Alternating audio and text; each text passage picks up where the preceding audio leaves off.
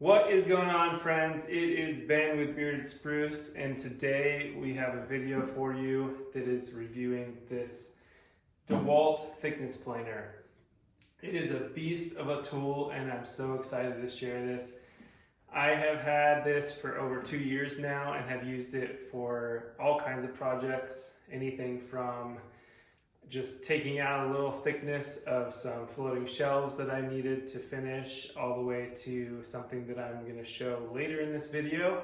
If you stay tuned to the end, I'm going to show what is going to happen if I use this planer to mill down some of this junk off of this disgusting piece of wood that used to be part of an old deck in our backyard. So stay tuned for that. It's going to be a fun reveal. I haven't done it yet, which we're going to see what comes out together. It's, years and years. I think the deck was installed in the 90s, and I have a ton of this wood, and I figured why not use it for some reclaimed furniture or who knows what in the future. So we'll check that out at the end of this video. But first, let's dive into some facts and features about this planer.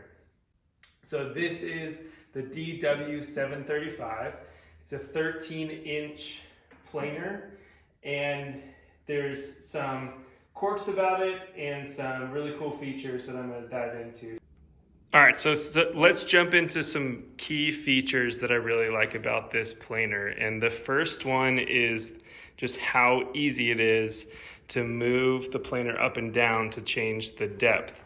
So all you have to do is turn this wheel, and I don't know if you can see it, but right now it's going down, and then turn it the other way to make it go back up to a higher thickness.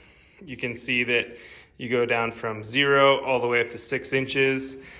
And to make sure you're at the right depth, you do kind of have to get down to a level playing field with this red gauge.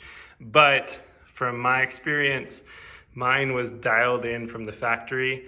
What it says here is 100% down to like 1/8 of an inch accurate to what I'm trimming my boards down to. So that's really cool. Another great feature with the leveling and the raising and lowering is there's a mechanism inside. It's basically like a bike chain that as you change the height with this wheel, you can see there's 4 points all around that are these huge gasket things, or I don't know what to call them, spindles. This thing is always going to be perfectly level the way they engineered it, because it's going to lower and raise on all 4 of these at the same time. So you're always working with a level playing field, which is really cool. Other features is there's 2 different speeds. I pretty much always have it on the, as they call it, dimensioning speed, which is 96 cuts per inch. The other finishing is when you're about to run something through at the last stage and you're about to start finishing it.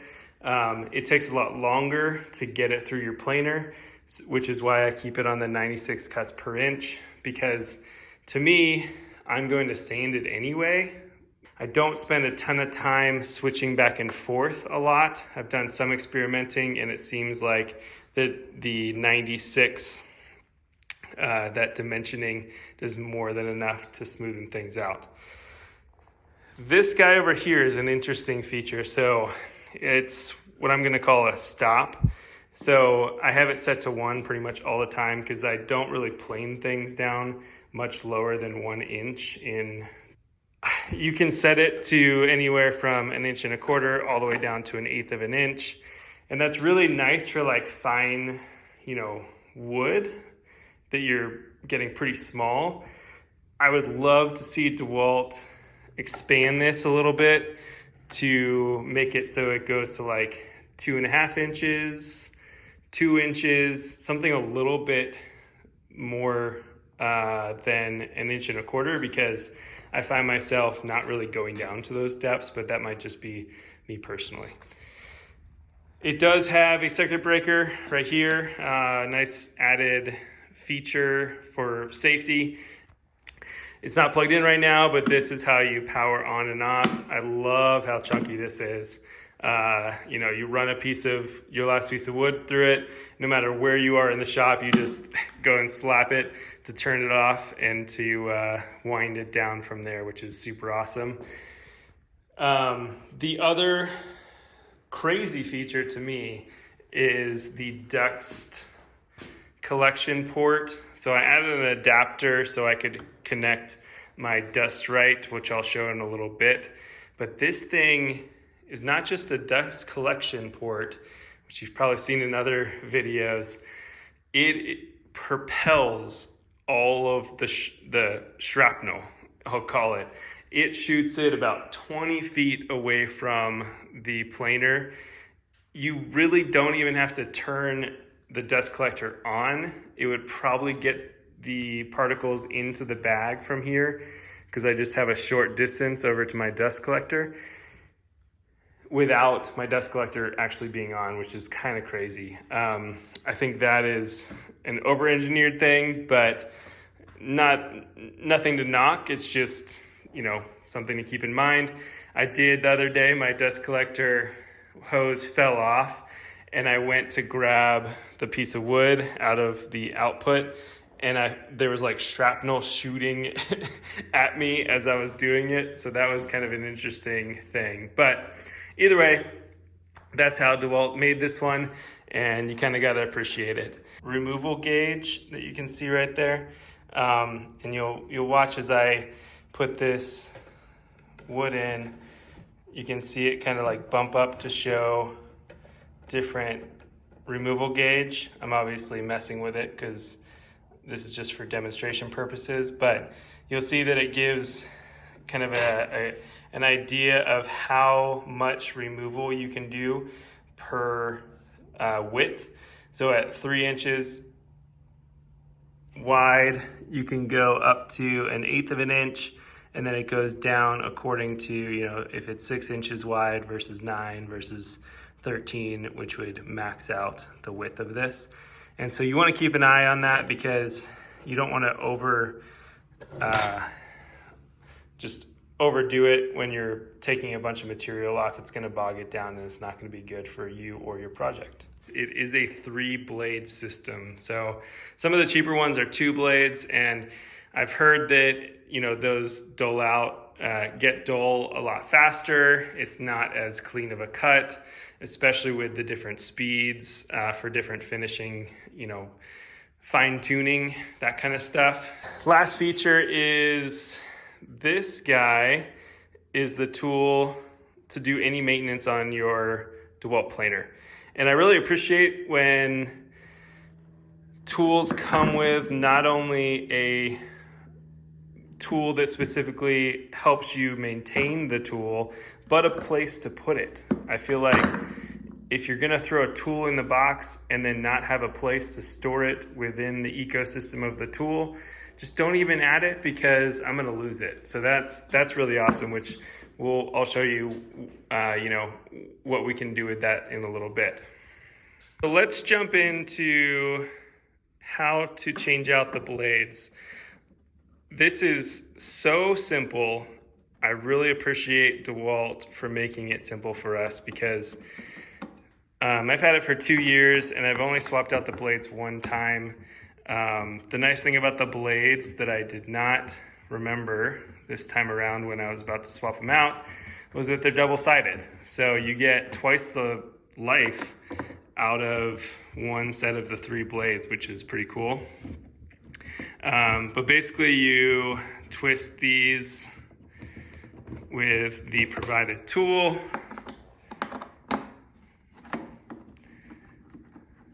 Which is super easy. You pop the lid off and it exposes all of the components inside. So then all you have to do to expose the blades, let me mention too, make sure that this is unplugged before you do any maintenance on this. This could be a disaster in the making. So these are kind of cool. Let me see if I can get the camera to focus. So that is just a threaded little pin. So you take out all 3 of these.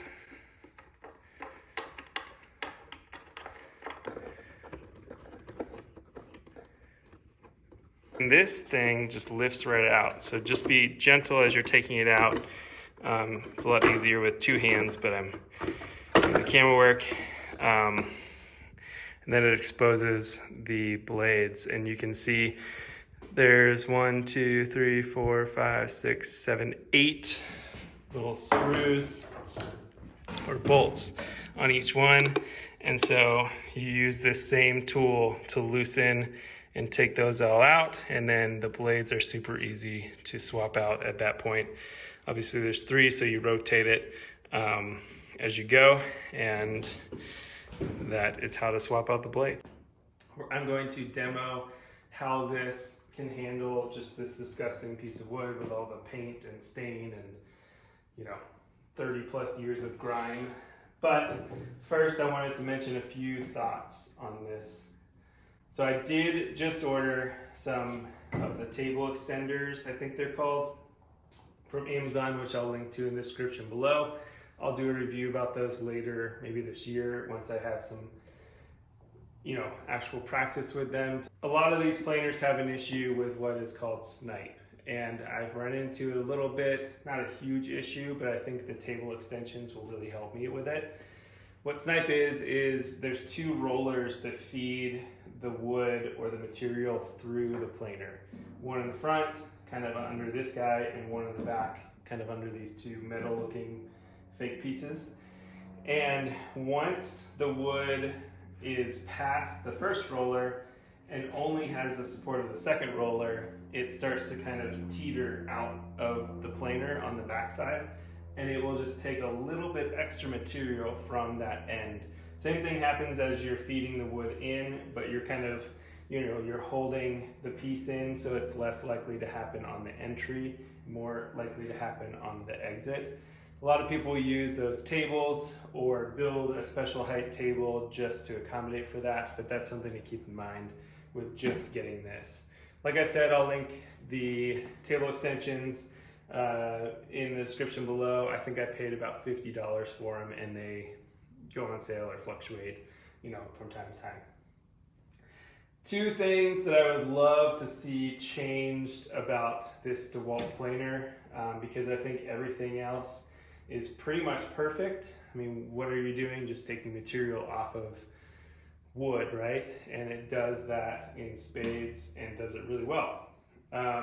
One thing, like I mentioned before, is that stop. It would be nice to see that expanded to something above 1.25 inches, but there might be a reason for it. And then the last thing is the dust collection. I'll show in a little bit. It shoots right out the back, which I think I kind of understand why the mechanics are like that, but the side would have made so much more sense, or come with a built-in elbow that I'm gonna have to buy to adapt the hose to kind of change directions. And the reason is, since it's shooting out the back with my hose connected, that hose gets in the way of the wood being outfed. So just kind of an annoyance. I just kind of prop it up any way I can or hold it sometimes. But when you're doing a bunch of wood, milling a ton of wood all at once, and you're just feeding it through onto your outfeed table or something, you don't want to have to worry about that the whole time. So just 2 little things that I think would improve this. Other than that, it's been really awesome. And that's enough talking. So let's jump into checking out what we can do with this disgusting piece of wood.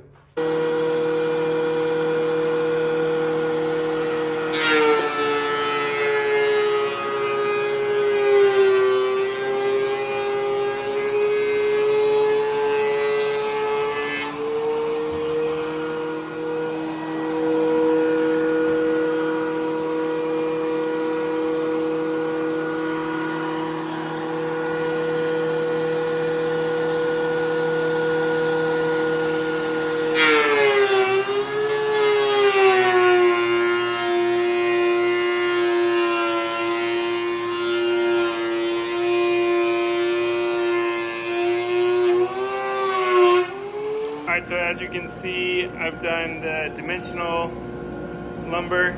It's pretty clean at this point. If I just sanded it right now, you'd be good to go. Let's do one pass at, and there's all kinds of gouges and that kind of stuff. That was from the wood itself, from being on the deck. It's not from the planer. Let's do one at the finishing and see how that turns out.